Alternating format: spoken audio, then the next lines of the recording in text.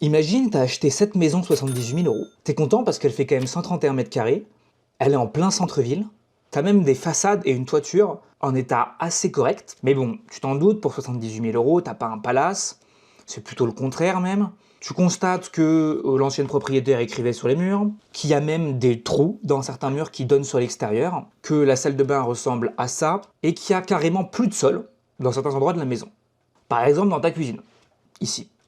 En gros, t'as acheté une ruine 78 000 €, mais c'est ok.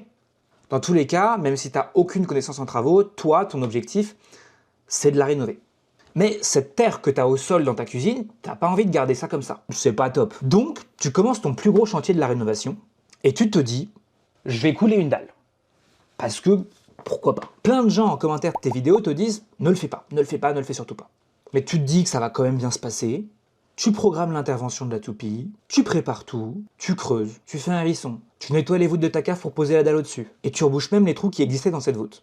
Le polyane est posé, le treillis aussi, et tu sais que le lendemain, la toupie arrive tôt, à 7 h, pour que les artisans puissent couler la dalle.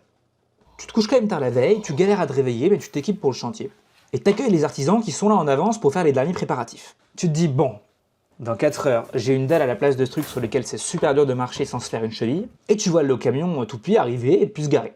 T'observes tout ça un petit peu de loin, et tu constates que, 1 heure plus tard, le camion a toujours pas commencé à décharger son béton.